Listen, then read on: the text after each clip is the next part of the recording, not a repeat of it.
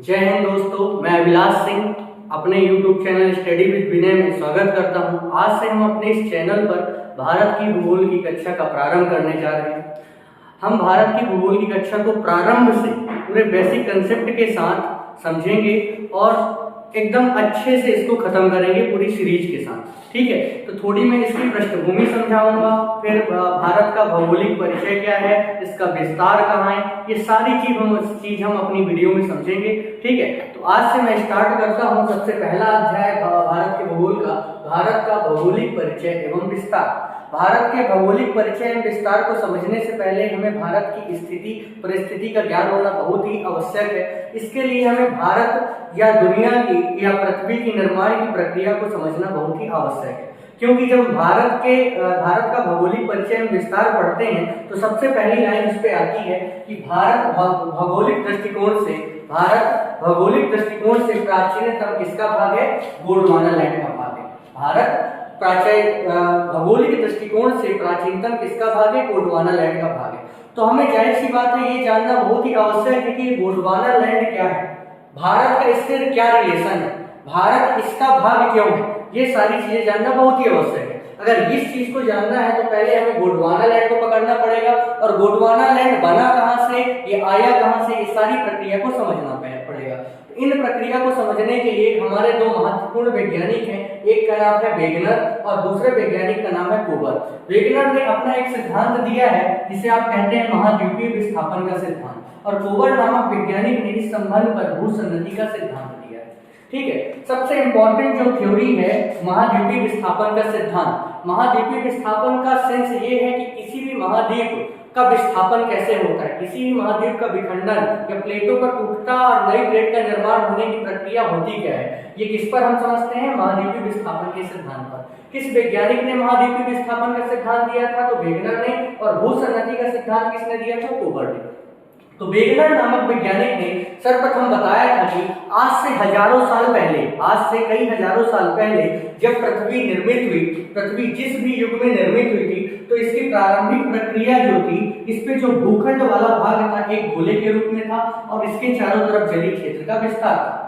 मतलब जो आज आप पृथ्वी देखते हैं उस पृथ्वी वाले भाग पर 29% भूमि का विस्तार है और 71% क्षेत्र पर पृथ्वी के जलीय क्षेत्र का विस्तार है। तो हजारों साल पहले भी जब पृथ्वी निर्मित हुई थी तो इसका भूखंड वाला हिस्सा 29% था और जलीय क्षेत्र वाला हिस्सा 71% था। बस दोनों में अंतर इस चीज का है कि आज आप पृथ्वी को देखते हैं तो 7 महाद्वीपों में डिवाइड है, और जब पहले आज से हजारों साल पहले की जब स्थिति जिसकी व्याख्या वेगनर करते हैं उस समय की परिस्थिति पे जाते हैं तो पृथ्वी में सिर्फ एक महाद्वीप विस्तृत था, एक भूखंड विस्तृत था। ये सारे के सारे महाद्वीप सातों के सातों वर्तमान के महाद्वीप एक भूखंड पर समाहित थे और उसी पर आपका 29% भूमि वाला हिस्सा विस्तृत था। तो हम शुरुआत करते हैं, हम समझते हैं आज से हजारों साल पहले की स्थिति।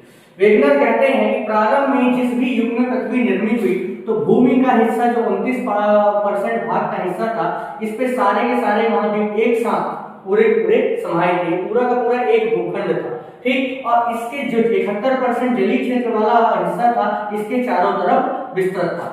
तो ये जो भूमि का हिस्सा है इसे वेगनर ने क्या नाम दिया? पैंजिया। वेगनर ने इस भूमि वाले हिस्से को किस नाम से संबोधित किया? पैंजिया।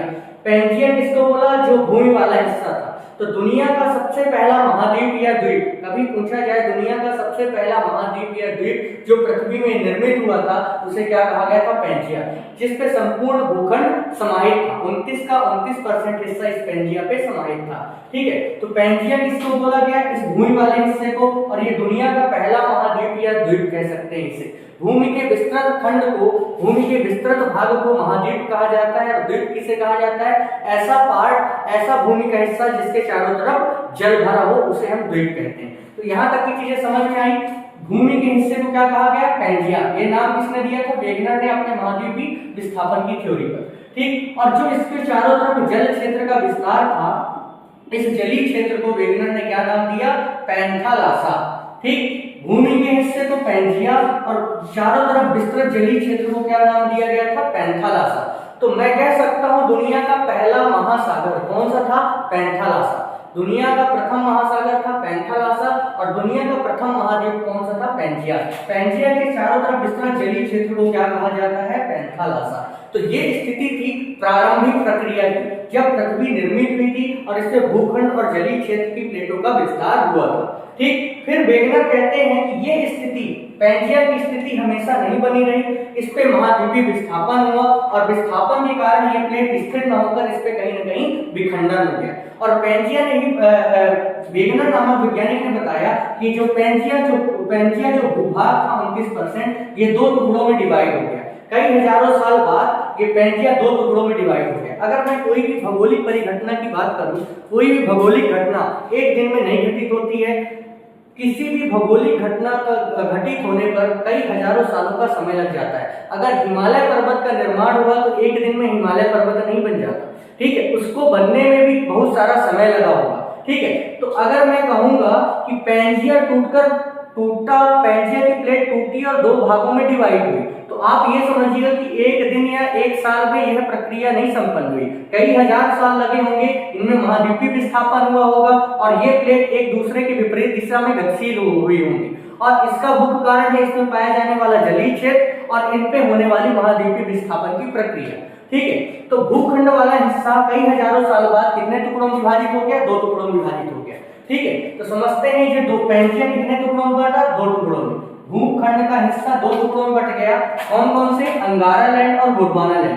पैंजिया महाद्वीप कितने टुकड़ों में विभाजित हुआ? दो टुकड़ों में, अंगारा लैंड और गोंडवाना लैंड। तो पैंजिया प्लेट का जब विस्थापन हुआ तो अंगारा लैंड और गोंडवाना लैंड की प्लेटें बन गई। तो मैं कह सकता हूँ इसके चारों तरफ भी जल भरा है, तो ये भी क्या है? एक प्रकार से द्वीप, अंगारा लैंड द्वीप, और इसके चारों तरफ भी जल भरा हुआ है, तो इसको भी मैं क्या कह सकता हूँ? गोंडवाना लैंड द्वीप।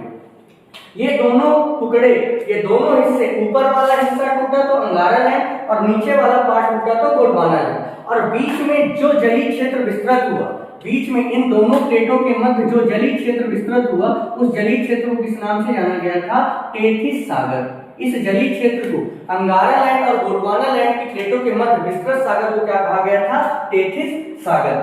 इस चीज, यहाँ तक की चीजें तो समझ में आ गई होंगी कि अंगारा लैंड और गोंडवाना लैंड के मध्य का जो गैप था वहां विस्तृत सागर कौन सा था? टेथिस सागर। तो आप ये समझिएगा दुनिया का दूसरा महासागर या सागर, दुनिया का दूसरा या पृथ्वी का दूसरा या सागर महासागर कौन सा होगा? टेथिस महासागर।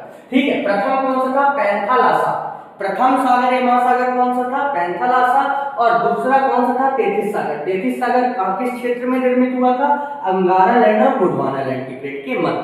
तो कोबर नामक वैज्ञानिक ने टेथिस सागर को भूसन्नति, टेथिस भूसन्नति के नाम से संबोधित किया था। किसने? कोबर नामक वैज्ञानिक ने। कोबर नामक वैज्ञानिक ने टेथिस सागर को कौन सा नाम दिया था? टेथिस भूसन्नति। दो भूमि के मध्य की जो सन्नति है वो कौन सी है? टेथिस सन्नति है। किसने कहा था? कोबर नामक वैज्ञानिक ने। तो यहाँ तक की प्रक्रिया आप समझ गए होंगे। और जो शेष जलीय क्षेत्र था इसके चारों तरफ निर्मित विस्तृत था, उसी को क्या कहा जाता था? पैंथालासा सागर। ये पहला था और ये क्या था आपका? दूसरा। और दूसरा आपका पैंजिया महाद्वीप के बाद अंगारा लैंड द्वीप और गोंडवाना लैंड द्वीप, ये दूसरे और तीसरे नंबर का भूभाग था जो टूटकर इससे अलग हुआ था? पैंजिया से। तो मैं कह सकता हूं अंगारा लैंड प्राचीनतम किसका भाग है? पैंजिया महाद्वीप का भाग है। गोंडवाना लैंड प्राचीनतम किसका भाग है? पैंजिया का भाग है। और टेथिस सागर किसका हिस्सा है? पैंथालासा का हिस्सा। आज आप 5 महासागर पढ़ते हैं विश्व पर, तो कहीं ना कहीं पैंथालासा या टेथिस सागर से ही उन 5 महासागरों का निर्माण हुआ। ठीक है, अब क्या हुआ कि महाद्वीपीय विस्थापन की प्रक्रिया, वेगनर कहते हैं कि महाद्वीपीय विस्थापन की प्रक्रिया अंगारा लैंड और गोंडवाना लैंड तक स्थिर नहीं रही, यह प्रक्रिया आगे भी बढ़ी और फिर से इन प्लेटों पर महाद्वीपीय विस्थापन हुआ। ये फिर से प्लेटें आपस में टूट गई, इन प्लेटों का फिर से विखंडन हुआ। तो हम समझते हैं कि अंगारा लैंड की प्लेट टूटी तो कितनी प्लेटों का निर्माण हुआ, कितने नए भूभाग का निर्माण हुआ, और गोंडवाना लैंड का जब विखंडन हुआ तो कितने नए भूभागों का निर्माण हुआ। तो देखिए, अंगारा लैंड की जब प्लेट टूटी, अंगारा लैंड का जब ये भूखंड विखंडित हुआ, महाद्वीपीय विस्थापन हुआ इस पे, तो जब ये प्लेट टूटकर डिवाइड हुई तो कितने टुकड़ों में बटी? 3 हिस्सों पर। अंगारा लैंड का जो पहला भाग था वो टूटकर किस नाम से जाना गया? उत्तरी अमेरिकन प्लेट के नाम से जाना गया। यहाँ पास मैं जितनी भी प्लेटों के नाम लिखूंगा, जितने अलग हुए भूखंडों के नाम लिखूंगा, ये भूखंड इन प्लेटों के महत्वपूर्ण भाग होंगे। ठीक है, क्योंकि छोटे छोटे टुकड़े कहीं नहीं पूछे जाते, ये वाले सबसे ज्यादा इंपॉर्टेंट है जिनसे प्रश्न बनने की संभावना है। ठीक है, तो अंगारा लैंड से मुख्यतः कितनी प्लेटें टूटी? 3 प्लेट। सबसे पहली प्लेट थी उत्तरी अमेरिकन प्लेट, दूसरी प्लेट का नाम था लॉरेशियन प्लेट और तीसरी प्लेट का नाम क्या था? Eurasian plate. तो अंगारा लैंड का विखंडन हुआ, महाद्वीपीय विस्थापन हुआ और कितने नए भूभाग का निर्माण हुआ?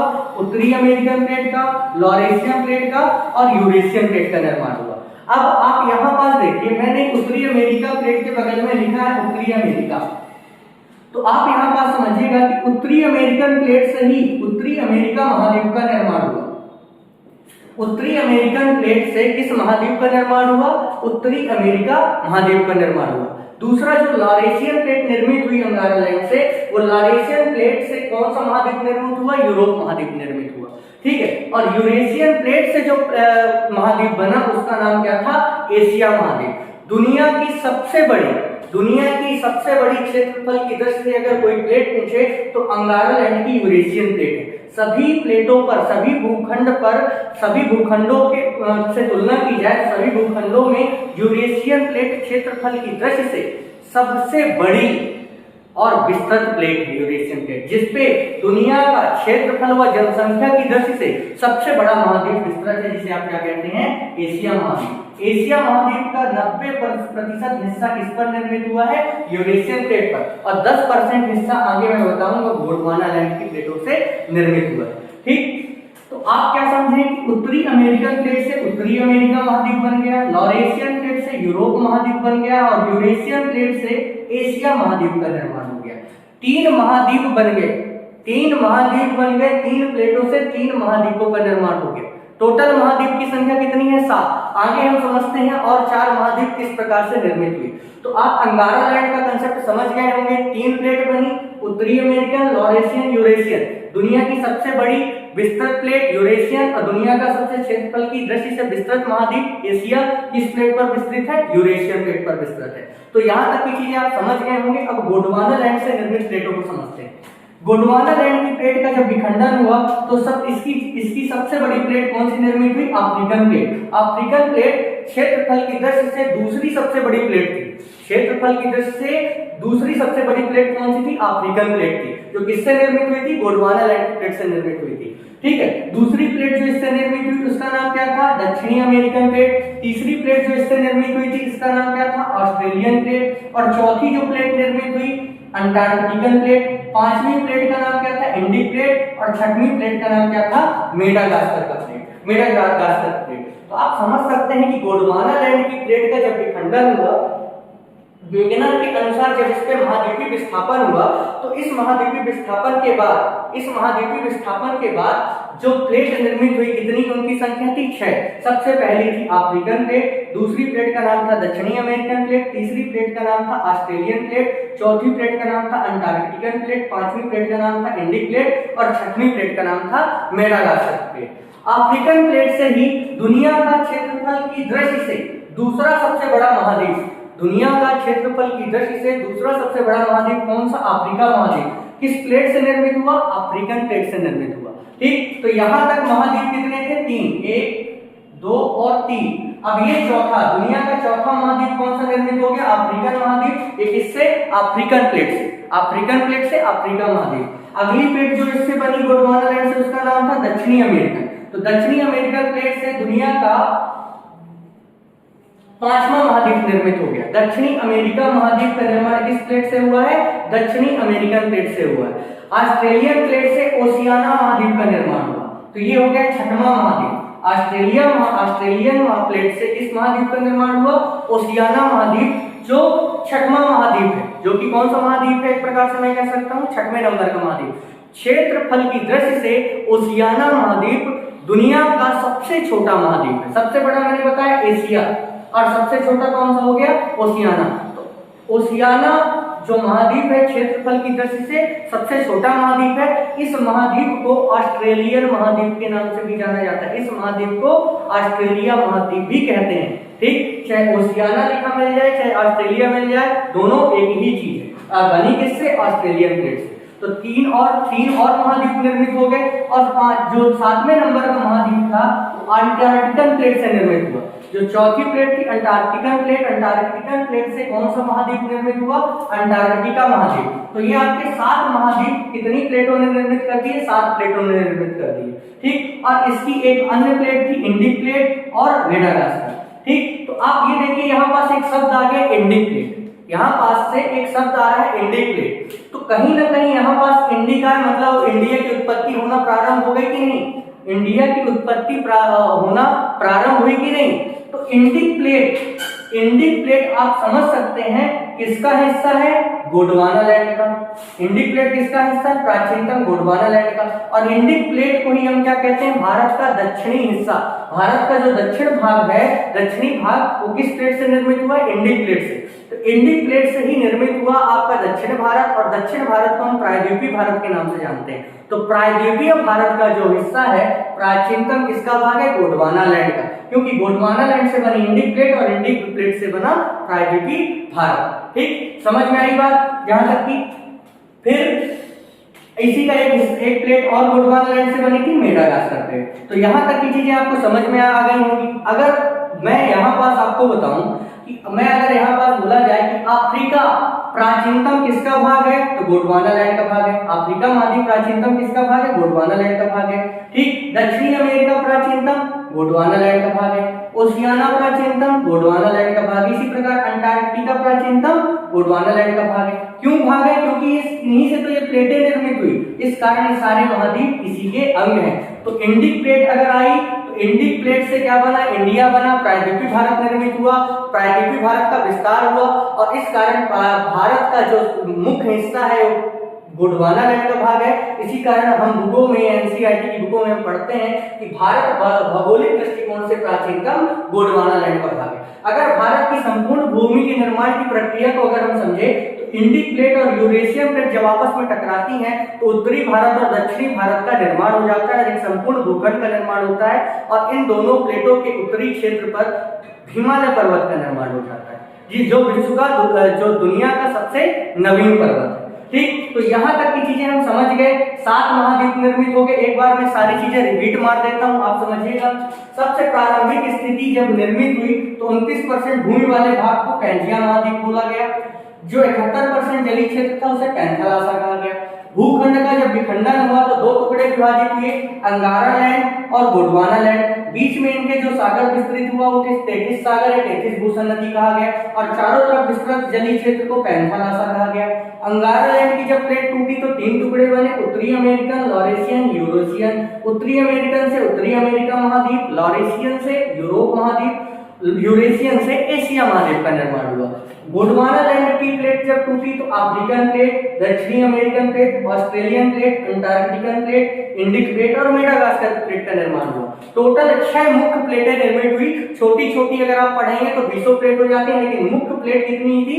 6, ठीक। और 4 प्लेटों यहाँ पास अफ्रीकन प्लेट से अफ्रीका महाद्वीप निर्मित हो गया, दक्षिणी अमेरिकन से दक्षिणी अमेरिका महाद्वीप, ऑस्ट्रेलियन से ओशियाना महाद्वीप, अंटार्कटिका से अंटार्कटिका महाद्वीप, और इंडिक प्लेट एशिया महाद्वीप का अंग है, और मेडागास्कर अफ्रीकन प्लेट का अफ्रीकन महाद्वीप का हिस्सा है। तो यहाँ तक की चीजें आपको समझ में आ गई होंगी।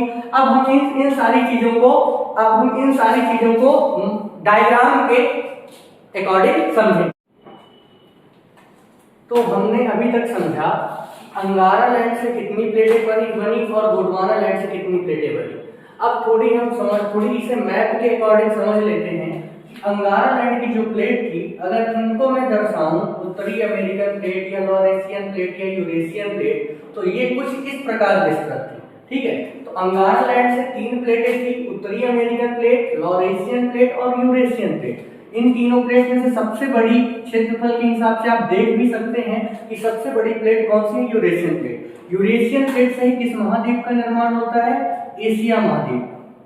एशिया महाद्वीप किस प्लेट से बना? Eurasian plate. अब जब एशिया यूरेशियन में है तो दुनिया का सबसे बड़ा क्षेत्रफल की दृष्टि से महाद्वीप भी कौन होगा? एशिया। लॉरेशियन प्लेट की बात की जाए तो लॉरेशियन प्लेट से कौन सा महाद्वीप बनेगा? यूरोप।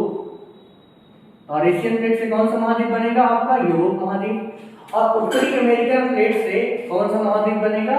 उत्तरी अमेरिका महाद्वीप। उत्तरी अमेरिका महाद्वीप।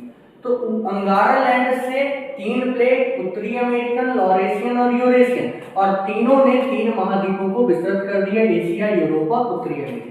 अभी आप मैप में देख रहे हैं कि तीनों के तीनों भूखंड तीनों एक दूसरे से जुड़े हुए हैं। ये एक स्थिति थी जब ये अंगारा लैंड से टूटे थे, लेकिन धीरे धीरे वेगनर ने बताया कि जो उत्तरी अमेरिकन प्लेट थी ये पूर्व दिशा में गतिशील थी, ठीक, और यूरेशियन प्लेट दक्षिण दिशा में गतिशील थी। तो धीरे धीरे इन पे भी गैप पाया गया। उत्तरी अमेरिकन प्लेट इससे टूटकर अलग होकर आज आप देखते हैं कि यूरोप महाद्वीप और उत्तरी अमेरिका महाद्वीप के मध्य अटलांटिक महासागर का विस्तार है, अर्थात उत्तरी अमेरिका महाद्वीप कहीं ना कहीं यूरोप महाद्वीप से अलग हो चुका है, ठीक है, क्योंकि दक्षिण कहां साइड से था, आपका पूर्व दिशा साइड। इस कारण ये खिसक कर कहां आ चुका है, यहाँ आ चुका है वर्तमान अवस्था। गोंडवाना लैंड में हम आते हैं तो गोंडवाना लैंड की जो सबसे पहली प्लेट आप दिखाई दे रहे हैं यहाँ पास, ये दक्षिणी अमेरिकन प्लेट है, फिर African plate, Indic plate, Madagascar, Australian plate और अंटार्कटिकन प्लेट। इतनी प्लेटों का निर्माण हुआ गोंडवाना लैंड से। अब आप देखते हैं कि अफ्रीकन प्लेट से कौन सा महाद्वीप बना है, अफ्रीका महाद्वीप, दुनिया का दूसरा सबसे बड़ा महाद्वीप क्षेत्रफल की दृष्टि से। फिर दक्षिणी अमेरिकन प्लेट से दक्षिणी अमेरिका महाद्वीप, दक्षिणी अमेरिका महाद्वीप, ठीक, और ऑस्ट्रेलियन प्लेट से, इस वाली प्लेट से आपका ओशियाना महाद्वीप, ओशियाना महाद्वीप, और अंटार्कटिकन प्लेट से स्वयं अंटार्कटिका महाद्वीप का निर्माण हुआ, ठीक है।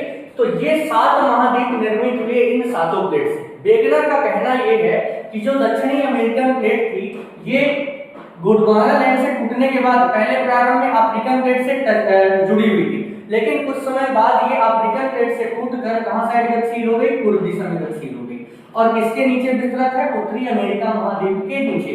तो उत्तरी अमेरिका भी पूर्व में गतिशील थी, दक्षिणी अमेरिका भी पूर्व में गतिशील थी। तो दोनों प्लेटें खिसक कर पूर्वी क्षेत्र पर आ गई, और अफ्रीकन प्लेट और ऊपर साइड लॉरेशियन यानी यूरोप महाद्वीप के मध्य बीच में जो सागर विस्तृत है, अगर यहाँ पास आप समझे ये क्या है, उत्तरी अमेरिका, यहाँ पास अगर आप समझे ये क्या है, दक्षिणी अमेरिका, ठीक, यहाँ पास क्या है, यूरोप, और यहाँ साइड अफ्रीका।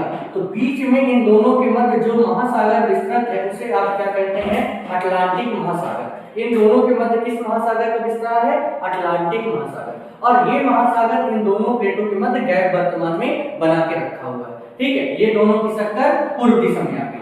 अफ्रीकन प्लेट का एक हिस्सा है इंडिक प्लेट। इंडिक प्लेट को वेगनर ने बताया कि ये पूर्वोत्तर में गतिशील है, और जो यूरेशियन प्लेट थी ये कहां साइड गतिशील थी, दक्षिण दिशा में गतिशील थी। तो ये बताइए, इंडिक प्लेट ऊपर साइड जा रही है, यूरेशियन प्लेट नीचे साइड आ रही है, तो एक समय ऐसा आएगा कि कहीं ना कहीं इन दोनों प्लेटों पर टकराव होगा, और इंडिक प्लेट इससे टूटकर कहीं आपके यूरेशियन प्लेट के निकट पहुंच जाएगी।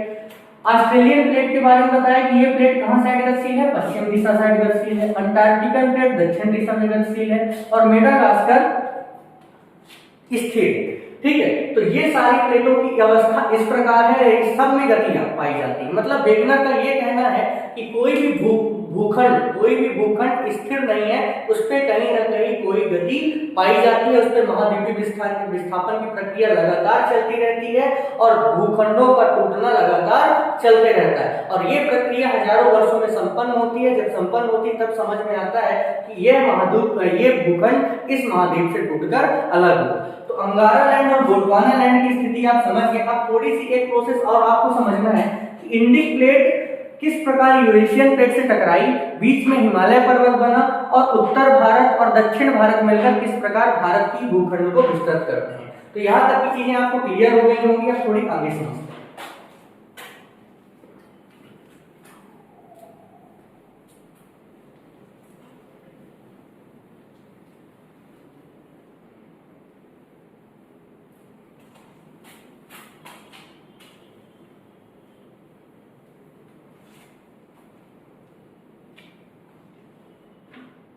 अब देखिए, जैसे मैंने बताया था कि यहाँ पास कौन सी प्लेट है आपकी, यूरेशियन प्लेट। ये कौन सी प्लेट है, यूरेशियन प्लेट।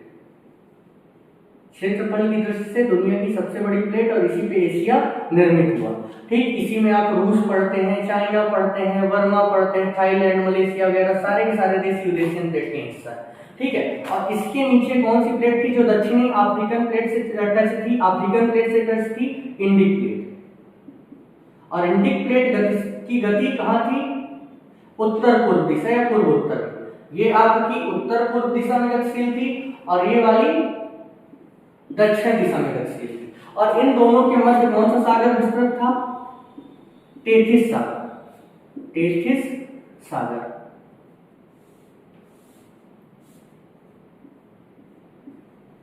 टेथिस सागर का विस्तार यूरेशियन और इंडिक प्लेट के मध्य। ठीक है, तो ये बीच में हो गया यूरेशियन प्लेट और इंडिक प्लेट के मध्य कौन सा सागर हो गया? टेथिस सागर।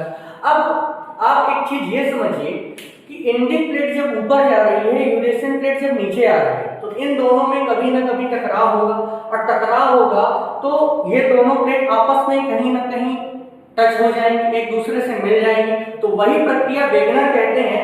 ये टेथिस भूसंनति है, टेथिस सागर है। इस सागर पर ऊपर से आने वाली सारी की सारी नदियां, यूरेशियन प्लेट की जितनी भी नदियां प्रवाहित होती थी वो सारी की सारी नदियां, और इंडिक प्लेट की सभी प्राचीन नदियां जितनी भी प्रवाहित होती थी, ये सब का सब अपना मुहाना कहाँ बनाती थी? टेथिस सागर।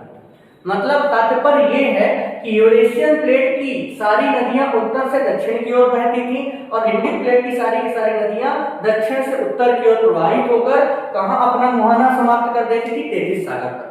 टेथिस भूसंनति पर जब अपना सागर बनाती थी, अपना मुहाना बनाती थी, अपना मुहाना बनाती थी, तो कंडीशन ये हो गई कि लगातार कई हजार साल बहने के कारण, लगातार कई हजारों साल ये नदियां बहने के कारण इस टेथिस सागर को धीरे धीरे क्या करती? विलुप्त कर दी। कि विलुप्त करने होने का कारण क्या था? आपको पता है कि जो नदियां हैं अपने साथ, नदियां जो है अपने साथ बहुत सारा मलबा और साथ बालू मिट्टी साथ में भाकर लाती है। ठीक है, कोई भी नदी है वो अपने साथ जीव जंतुओं के साथ साथ क्या क्या भाकर लाती है? बहुत सारा अवसाद, मलबा, मिट्टी, बालू, ये सारी चीजें अपने साथ भाकर लाती है। अब लगातार उत्तर की सारी नदियां जब टेथिस सागर में अपना मुहाना बनाती थी तो सारा का सारा अवसाद कहाँ जमा होने लगा था? आपका टेथिस सागर में। इसी प्रकार इंडिक प्लेट की सारी नदियां अवसाद कहाँ जमा करने लगी? टेथिस सागर में। कंडीशन एक समय ऐसा आया, कई हजारों साल तक जब नदियों ने इस अवसाद को टेथिस भूसंनति पर जमा किया तो ये मिट्टी जो थी इस टेथिस सागर में क्या हो गई? जमा हो गई। ये मिट्टी धीरे धीरे इस टेथिस सागर में जमा होने लगी और ये जो जल वाला क्षेत्र था टेथिस सागर का, ये जो जलीय क्षेत्र था, धीरे धीरे वाटर लेवल यहाँ का डाउन होने लगा। मतलब यहाँ जो गहरा समुद्र था वो छिछले समुद्र में परिवर्तित होने लगा और ये मिट्टी लगातार, मिट्टी का ढेर नीचे जमा होने लगा। अब आपको पता है कि दोनों प्लेटों के मध्य मिट्टी बनने लगी और टेथिस सागर क्या हुआ? धीरे धीरे समाप्त होने लगा। एक स्थिति ऐसी आई कि पूरा का पूरा इस दोनों प्लेटों के मध्य पूर्णतः अवसाद जमा हो गया। दोनों प्लेटों के मध्य पूर्णतः क्या जमा हो गया? अवसाद जमा हो गया। और जब दोनों प्लेटें टकराई तो ये बीच में मिट्टी वाला जो पोर्शन है, ये दबाव के कारण इस पर क्या पड़ गया? आपका इस प्रकार का वलन पड़ गया। इस प्रकार का वलन पड़ गया। समझने के लिए आप ये समझिए, अगर मैं मिट्टी का गिलो लूं, मिट्टी को पानी में डालकर उसको गीला कर दूं और गिलोय को, मिट्टी के गिलो को दोनों तरफ से ईंटों से अगर मैं फोर्स के साथ दबा दूं तो मैं कह सकता हूं कि दोनों ईंटों को मैं दो प्लेट मान लूं, दो भूखंड मान लूं और बीच में मिट्टी वाले पोर्शन को मैं क्या मान लूं? अवसाद। ये जमा किया गया नदियों द्वारा अवसाद। और दोनों तरफ से ईंटे का दबाव इस अवसाद पर दूं तो मिट्टी वाला पोर्शन क्या उठेगा कि नहीं उठेगा? उस पर वलन पड़ेगा कि नहीं पड़ेगा? बस वही कंडीशन होती है कि जिस प्रकार आप ईंटे से मिट्टी पर दबाव बनाते हैं, गीली मिट्टी पर, तो उस पर वलन पड़ जाता है, वो पोर्शन उठ जाता है। उसी प्रकार ये जमा जो अवसाद है यूरेशियन और इंडिक प्लेट के टकराने से क्या दबाव के कारण ये ऊपर की ओर उठ जाएगा, पर्वत का रूप ले लेगा और इस पे किस प्रकार के वलन पाए जाएंगे? कुछ इस प्रकार की वलन पाए जाएंगे। अब इन दोनों के टकराने से यह अवसाद एक पर्वत का रूप ले लिया, जिसे आप दुनिया का सबसे नवीन मूलदार या बलित पर्वत कहते हैं, जिसका नाम है हिमालय पर्वत। तो हिमालय पर्वत का निर्माण किन दो प्लेटों के टकराने से हुआ है? यूरेशियन प्लेट और इंडिक प्लेट के टकराने से और टेथिस भूसंनति पर जमा हुए अवसाद के उठने से हिमालय पर्वत का निर्माण हुआ। हिमालय पर्वत पश्चिम से पूर्व दिशा में विस्तृत दुनिया का सबसे नवीन और सबसे बड़ा पर्वत है। इतना याद रखिएगा, जिसका निर्माण किससे हुआ है? यूरेशियन और इंडिक प्लेट के टकराने और 33 भूसन्नति पर जमा अवसाद के उठने से। तो मैं ये आप कहीं जगह पढ़ते होंगे कि जहां आज हिमालय पर्वत का विस्तार है वहां पहले 33 भूसन्नति थी। मतलब कहने का तात्पर्य यही है कि हिमालय पर्वत के स्थान पर क्या था? 33 था। अब जब ये दोनों प्लेटें टकराई तो इंडिक प्लेट किससे जुड़ गई? यूरेशियन प्लेट, और भारतीय भूखंड का आप देख सकते हैं कि भारत की इस आकृति का निर्माण हो गया। ठीक है, आज जो भारत की आप आकृति देखते हैं,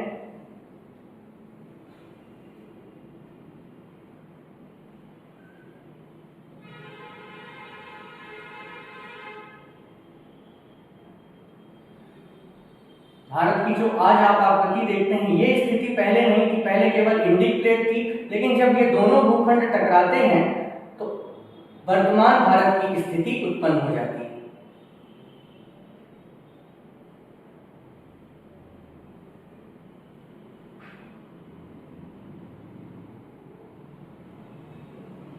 वर्तमान भारत की स्थिति उत्पन्न हो जाती है। ठीक, तो आज ये भारत की जो अवस्था देखते हैं ये आज कुछ इस प्रकार है। मैं कह सकता हूं ऊपर वाला जो पोर्शन है यूरेशियन प्लेट का हिस्सा है, ये ऊपर वाला यहां से लेकर यहां तक, जहां तक ये हिमालय पर्वत है, ये पूरा का पूरा क्षेत्र यूरेशियन प्लेट का हिस्सा है। और नीचे वाला जो हिस्सा है इसे मैं कह सकता हूं इंडिक प्लेट। ये किसका भाग है? इंडिक प्लेट का भाग है। और ऊपर वाला हिस्सा यूरेशियन प्लेट का भाग है। ठीक है, तो यूरेशियन प्लेट और इंडिक प्लेट टकराई तो किसका निर्माण हुआ? बीच में यहाँ पास हिमालय पर्वत का निर्माण हो गया, जिसपे वर्तमान में 3 श्रेणियां पाई जाती हैं। जिससे वर्तमान में 3 श्रेणियां, बृहद हिमालय, मध्य हिमालय और शिवालिक हिमालय की श्रेणियां पाई जाती हैं। इसके नीचे आपको पता है उत्तर प्रदेश, और उत्तर प्रदेश से लेकर असम तक गंगा यमुना का मैदान विस्तृत है। और फिर नीचे आपका प्रायद्वीपीय भारत विस्तृत है। ये हो गया आपका इंडिक प्लेट यानी प्रायद्वीपीय भारत या दक्षिण भारत। बीच में हो गया मैदानी क्षेत्र, पर्वत के नीचे वाला क्षेत्र, और ऊपर वाला क्षेत्र हो गया पर्वतीय क्षेत्र, जहां आपके यूरेशियन और गोंडवाना इंडिक प्लेट का दबाव पड़ा। तो यहाँ तक की चीजें समझ गए होंगे आप, किस प्रकार भारतीय भूखंड निर्मित हुआ। और भारत का जो प्राचीनतम हिस्सा है इंडिक प्लेट वाला हिस्सा है, प्राचीनतम गोंडवाना लैंड का भाग है। इस कारण हम पुस्तकों में पढ़ते हैं कि भारत भूवैज्ञानिक दृष्टि से या भौगोलिक दृष्टि से किसका भाग है? प्राचीनतम गोंडवाना लैंड का भाग है। तो ये पूरी की पूरी प्रक्रिया आप यहाँ तक समझ गए होंगे। ठीक, अब थोड़ी हम भारत की अवस्था को समझते हैं कि भारत कहाँ स्थित है और इसकी अवस्था क्या है। तो थोड़ी इस चीज को भी हम समझ रहे हैं। आइए अब हम समझते हैं भारत की स्थिति या अवस्था को। अभी तक हम थोड़ी ये चीज हमारी क्लियर हो गई कि भारत का निर्माण कैसे हुआ, भारत बना कैसे। अब भारत के निर्माण की प्रोसेस को तो हम समझ गए, अब थोड़ी ये समझ लेते हैं कि भारत की अवस्था क्या है। तो भारत की अवस्था समझने से पूर्व आपने एशिया महाद्वीप को देखा है। एशिया महाद्वीप किसका पार्ट है? यूरेशियन प्लेट का 90% और 10% हिस्सा गोंडवाना लैंड की प्लेट का भाग है। तो भारत वर्तमान में किस महाद्वीप का हिस्सा है? तो एशिया महाद्वीप का हिस्सा है। भारत एशिया महाद्वीप का हिस्सा है और एशिया महाद्वीप के दक्षिणी क्षेत्र पर विस्तृत है। भारत का विस्तार क्या है? एशिया महाद्वीप के दक्षिणी क्षेत्र पर विस्तृत है। और इसका जो उत्तरी क्षेत्र है स्थलीय सीमा का निर्धारण करता है, इसका जो दक्षिणी क्षेत्र है जलीय सीमा का निर्धारण करता है। भारत का उत्तरी भाग इस सीमा का निर्धारण करता है, स्थलीय सीमा का, और दक्षिणी भाग जलीय सीमा का निर्धारण करता है। जो उत्तर वाला पोर्शन है भारत का, इसके पूर्वोत्तर में, भारत के पूर्वोत्तर वाले क्षेत्र पर इंडो चीन प्रायद्वीप का विस्तार है। किसका विस्तार है? इंडो चीन प्रायद्वीप। प्रायद्वीप शब्द का अर्थ अगर समझें तो ऐसा भूखंड, ऐसा भूमि का हिस्सा जो 3 तरफ से पानी से घिरा हुआ होता है। ऐसा भूमि का हिस्सा जो 3 तरफ से पानी से घिरा होता है उसे हम प्रायद्वीप कहते हैं। ऐसा भूखंड जो चारों तरफ से पानी से घिरा होता है उसे हम द्वीप कहते हैं। और जो भूमि का विस्तृत भाग होता है उसे हम महाद्वीप कहते हैं। तो ये चीज आप समझ गए होंगे कि जो 3 तरफ से जलीय क्षेत्र से घिरा होगा उसे हम क्या कहेंगे? प्रायद्वीप। तो ये क्षेत्र आपका इंडो चीन प्रायद्वीप कहलाता है। इसके अंतर्गत आप China, Myanmar, Thailand, Malaysia, Vietnam, Cambodia, बहुत सारे देश पढ़ेंगे जो इंडो चीन प्रायद्वीप के अंतर्गत आते हैं। तो भारत के पूर्वोत्तर में किसका विस्तार है? इंडो चीन प्रायद्वीप का। और भारत के पश्चिमोत्तर वाले हिस्से पर, ये भारत का कौन सा हिस्सा है? पश्चिमोत्तर वाला हिस्सा है। तो भारत के पश्चिमोत्तर में अरब प्रायद्वीप का विस्तार है। भारत के पश्चिमोत्तर में अरब प्रायद्वीप के अंतर्गत अगर आप आते हैं तो Iran, Iraq, Tajikistan, Kyrgyzstan, Afghanistan, ये सारे के सारे मुस्लिम कंट्रीज इसके अंतर्गत आ जाते हैं। तो उत्तर पश्चिमोत्तर में अरब प्रायद्वीप हो गया और पूर्वोत्तर में इंडोचीन प्रायद्वीप हो गया। और भारत का पूरा ये जो उत्तरी भाग है किस सीमा का निर्धारण करता है? अंतरराष्ट्रीय स्थलीय सीमा का निर्धारण करता है। अगर इसकी लंबाई की बात की जाए स्थलीय सीमा की तो 15,200 किलोमीटर के लगभग है भारत के स्थलीय भाग की लंबाई, और भारत 15,200 किलोमीटर पर स्थलीय सीमा का निर्धारण करता है। ठीक, अब दक्षिणी क्षेत्र पर आते हैं। भारत के दक्षिणी क्षेत्र पर दो तटीय क्षेत्र हैं। पहले क्षेत्र को पश्चिमी तटीय क्षेत्र कहते हैं, दूसरे क्षेत्र को पूर्वी तटीय क्षेत्र कहते हैं। पश्चिमी तटीय जो क्षेत्र है भारत का वो किससे लगता है? अरब सागर से। और जो पूर्वी तटीय क्षेत्र है किससे लगता है? बंगाल की खाड़ी से। और दक्षिणी हिस्सा भारत का हिंद महासागर से लगता है, हिंद महासागर से टच होता है। तो ये चीज आप समझ गए होंगे कि भारत का जो दक्षिणी पोर्शन है इसे हम किस नाम से जानते हैं? प्रायद्वीपीय भारत कहते हैं। इसे आप क्या कहते हैं? प्रायद्वीपीय भारत। यही प्राचीन समय में इंडिक प्लेट थी। अब इसे प्रायद्वीपीय भारत इसलिए कहते हैं क्योंकि ये तीन तरफ से जल से घिरा हुआ है। यहाँ साइड से अरब सागर, दक्षिण में हिंद महासागर और पूर्व में बंगाल की खाड़ी। तो भारत की पश्चिमी तटीय सीमा का निर्धारण अरब सागर, दक्षिणी सीमा का निर्धारण हिंद महासागर और पूर्वी तटीय सीमा का निर्धारण कौन करता है? बंगाल की खाड़ी। ठीक, तो भारत का पूरा दक्षिणी भाग जलीय सीमा का निर्धारण करता है और उत्तरी भाग किसका निर्धारण करता है? स्थलीय सीमा का निर्धारण करता है। ठीक है, हिंद महासागर आप समझते हैं दुनिया का तीसरा सबसे बड़ा महासागर हिंद महासागर है जो भारत के दक्षिण में विस्तृत है। और जाहिर सी बात है अरब सागर हो चाहे बंगाल की खाड़ी, ये दोनों के दोनों क्षेत्र किसके हिस्से हैं? हिंद महासागर के जलीय क्षेत्र के अंश हैं। ठीक, अब एक चीज और समझिए, यहाँ पास एक शब्द प्रयोग किया गया है खाड़ी। खाड़ी किसे कहते हैं? तो ऐसा जलीय क्षेत्र जो तीन तरफ से भूखंड से घिरा हुआ होता है, ऐसा जलीय क्षेत्र जो तीन तरफ से भूखंड से घिरा हुआ होता है उसे हम क्या कहते हैं? खाड़ी कहते हैं। तो ये चीज आप समझ गए होंगे कि भारत की अवस्था क्या है? एशिया महाद्वीप के दक्षिण में विस्तृत है, जिसके पूर्वोत्तर में इंडो प्रायद्वीप का विस्तार और पश्चिमोत्तर में अरब प्रायद्वीप का विस्तार। दक्षिण वाले हिस्से को प्रायद्वीपीय भारत कहते हैं, जिसके पश्चिमी तट पर अरब सागर और पूर्वी तट पर बंगाल की खाड़ी और दक्षिण में हिंद महासागर का विस्तार है। ठीक है, तो ये है भारत की स्थिति और अवस्था। आप लोगों को अगर वीडियो अच्छा लगे तो सब्सक्राइब करें, शेयर करें और लाइक करना बिल्कुल मत भूलें। धन्यवाद।